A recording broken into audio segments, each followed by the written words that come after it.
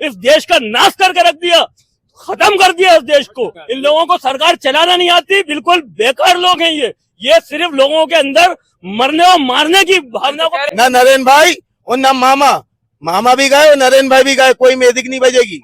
लोगों को समझ में नहीं आ रहा है कि महंगाई का करें क्या। जो इंसान मजदूरी करके कमाता है वो किस तरीके से अपने बीवी बच्चों को पेट पाल लिया है, इस चीज का किसी को एहसास नहीं है। घोटालों की सरकार है। 2007 के अंदर डंपर घोटाला, 13 के अंदर व्यापम घोटाला और अभी पटवारी घोटाला। कौन सा विकास करा है, कहाँ विकास करा है वो बताइए। विकास तो अभी तक पैदा ही नहीं हुआ। ये शिवराज सिंह चौहान 18 साल पहले क्यों याद नहीं आई बहना होगी? कहाँ थे 18 साल से?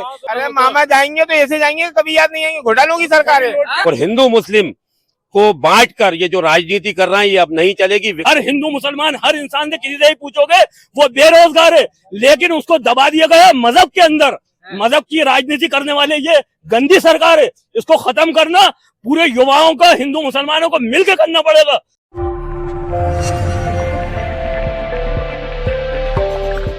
मध्य प्रदेश चुनाव का सफर लगातार हमारा जारी है। अभी मैं मौजूद हूं भोपाल में। पार्टियों ने तो अपने दफ्तरों में बैठ करके ये दावेदारी पेश कर दी है कि हमारी सरकार आ रही है, लेकिन जनता क्या सोचती है चुनाव को लेकर के? चूंकि 17 नवंबर को मतदान होने हैं और 3 दिसंबर को परिणाम आएगा। इस बार मध्य प्रदेश की गद्दी पर कौन बैठेगा और किसका राज तिलक होगा? हम डायरेक्ट जनता से जुड़ेंगे, उनसे बातचीत करेंगे कि इस बार मध्य प्रदेश चुनाव में क्या होगा, चुनावी अहम मुद्दे क्या होंगे। सबसे पहले सर, क्या लगता है इस बार मध्य प्रदेश चुनाव में कमल या कमलनाथ? मध्य प्रदेश में इस बार यकीनन कमलनाथ और कमलनाथ।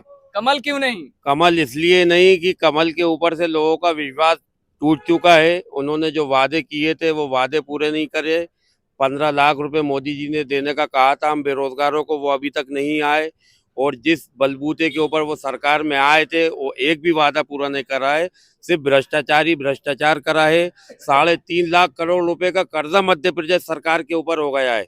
लॉकडाउन के दौरान इन लोगों ने घर में बैठे रहे और कोई योजनाएं नहीं लाए। अब जब सरकार जाने की बारी आई तो अब ये लाडली बहना योजना का लॉलीपॉप लेके आए हैं हमारी बहनों के लिए, लेकिन सारी बहनें हमारी समझ चुकी हैं ये सिर्फ सरकार बनाने का। अरे कह रहे मध्य प्रदेश विकास की पटरी पे दौड़ रहा है। कौन सा विकास करा है, कहाँ विकास करा है वो बताइए। विकास तो अभी तक पैदा ही नहीं हुआ।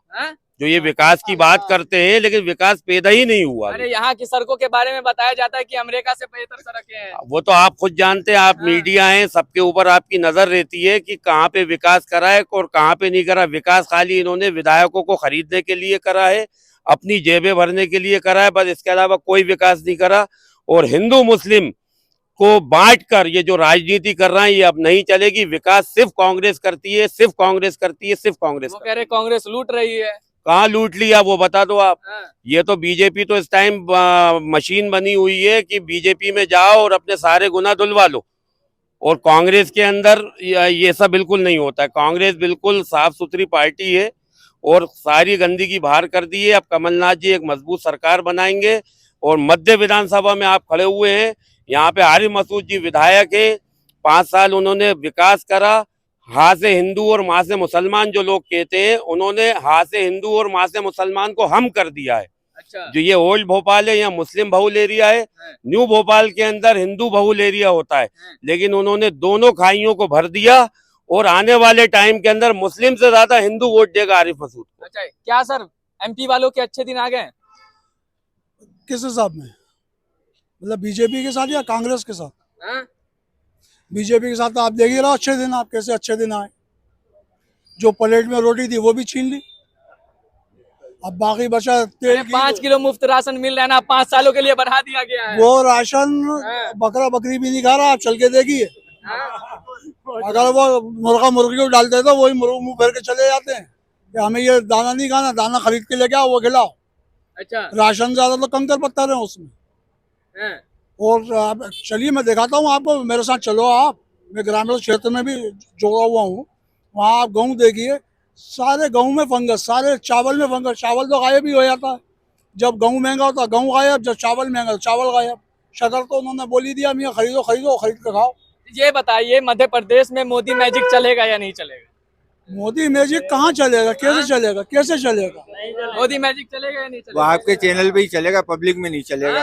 आपके चैनल पे चलेगा, पब्लिक पे नहीं चलेगा। पब्लिक में क्यों नहीं चलेगा? नहीं चलेगा, गोली मीडिया ही चलाएगी बस। अच्छा। हाँ, अरे कह रहे 9 साल बेमिसाल रहा है, केंद्र में 9 साल सरकार चली है, 9 साल बेमिसाल रहा है। कहाँ से रहा? आपकी नजर से रहा, गोदी मीडिया की नजर में रहा, हाँ। पब्लिक की नजर में नहीं रहा। आपकी नजर में कैसा रहा है? क्या कह रहे हैं सर? सिर्फ झूठ और फरेब, है। झूठे वादे, लंबी लंबी झूठे, है। जो कि जनता समझ गई है। ना 15 लाख आया अभी तक, ना ही जो 2 करोड़ नौकरियां मिली हैं, ना ही किसी को घर मिलाएगा। सिर्फ लूट हुआ है। अडानी अंबानी को जो है कि कमा के दिया गया है, गरीब के पेट से छीन के।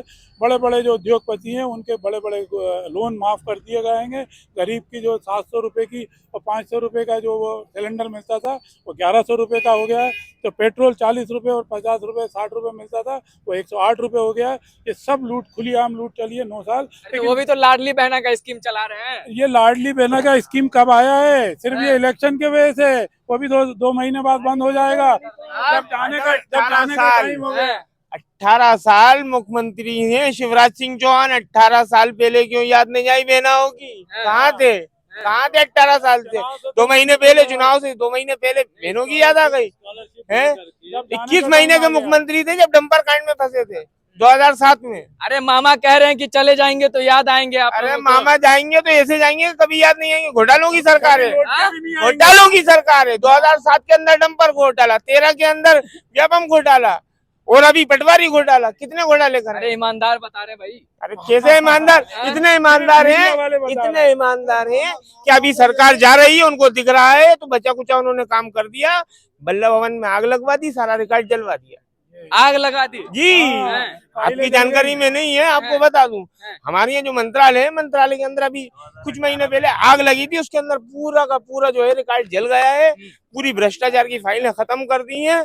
अब वो बिल्कुल आराम से जो है सुकून, तो उनको मालूम है कि हमें जाना है तो ये सब खत्म करके जाए। इस बार मध्य प्रदेश क्या करेगा? कमलनाथ। कमल क्यों नहीं? कमलनाथ। कमल क्यों नहीं? अभी बता तो दिया आपको, क्यों नहीं? क्या कह रहे हैं? 18 साल के अंदर टोटल विधायकों को खरीदा इनने और अपनी जेब गरम करी। और जितने विधायक थे सबका काम, कोई नशे पाती कर रहे हैं, कोई अपनी जेब भर रहे हैं, सबका अपने अपने काम ये दिख रहे थे। बाकी मध्य प्रदेश में करा का, हिंदुस्तान में नरेंद्र मोदी ने क्या करा है? 80 रुपए किलो तेल था लॉकडाउन के अंदर, लॉकडाउन खुलते हुए मार दी पब्लिक की। 160 रुपए लीटर तेल कर दिया। सिलेंडर 450 रुपए का था, लॉकडाउन खुलते हुए कितने करा? 1100 रुपए का। ये पब्लिक के साथ अच्छे काम करे, कुछ नहीं करे ना नरेंद्र भाई ना कह रहे हैं ना लोगों की सैलरी भी तो बढ़ी है। अरे काय की सैलरी बची है? 300 रुपए से 350 होगा तो हुआ क्या फायदा? उधर डबल होगा तो फायदा क्या हुआ? ना नरेंद्र भाई और ना मामा भी गए और नरेंद्र भाई भी गए, कोई म्यूजिक नहीं बजेगी। अरे कह रहे 9 साल बेमिसाल चला है मध्य प्रदेश को। आप बताइए, हर साल 2 करोड़ रोजगार देने का वादा करा था। हर साल युवाओं को 2 करोड़ रोजगार देने का वादा था। 9 साल में कितने युवाओं को रोजगार मिलना चाहिए? 18 करोड़। कहाँ है 18 करोड़ रोजगार? अरे काय का आत्मनिर्भर करिए। पहले बोलते हैं साला कि आदमी 15 लाख देंगे, फिर कहते हैं कि साला रोजगार देंगे, और बाद में आके बोलते हैं कि साले पकड़े चलो। कैसे रहे हैं? लाडली बहना योजना कैसे दे रहे हैं? लाडली बहना योजना लोग समझ ही नहीं पा रहे हैं कैसे दे रहे हैं। हर घर के अंदर अगर के 4 भाई हैं, 4 भाइयों के 2-2 बच्चे हैं तो कितने हुए? उन सारे बच्चों की स्कॉलरशिप को रोक कर तुमने क्या कहते हैं लाडली बहना योजना काय की दे रहा हो आप? कितना पैसा रोक लिया? 10-10 हजार रुपए अगर के रोके तो 50,000 60,000 रुपए जो आप साल के जो दे रहे थे, महीने के जो दे रहे थे, स्कॉलरशिप जो बच्चों की दे रहे थे, वो सारी क्या कहते हैं तुमने रोक कर और तुमने क्या कहते हैं आज उसको लाडली बहना योजना बना दिया। अरे लेडीज को गलत उसके ऊपर डाल लो। सोच रहा हो कि लेडीज के अंदर दिमाग नहीं है, वो इस तरीके से लालच देकर अगर के वो वोट देने लगी तो हो ही चुका। हर इंसान रोटी खा रहा है, हर इंसान का दिमाग है। पहले औरतों के अंदर दिमाग नहीं होता था, पहले लड़कियों में दिमाग नहीं होता था। आज पढ़े लिखे युवा हैं, पढ़े लिखे लोग हैं, आज सबके अंदर दिमाग है, उनके अंदर भी दिमाग है।